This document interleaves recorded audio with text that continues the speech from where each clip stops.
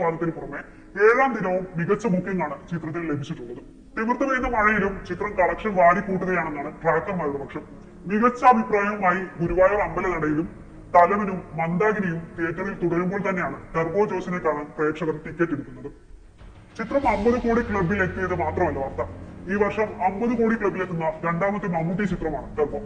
ഭ്രമയുഗമായത് മറ്റൊന്ന്. ക്രിസ്റ്റഫർ പരാജയപ്പെട്ടതൊഴിച്ചാൽ കഴിഞ്ഞ 2 വർഷത്തിനിടെ മമ്മൂട്ടിയുടേതായി തിയേറ്ററിലെത്തിയ 10 ചിത്രങ്ങളും സാമ്പത്തിക വിജയമായിരുന്നു.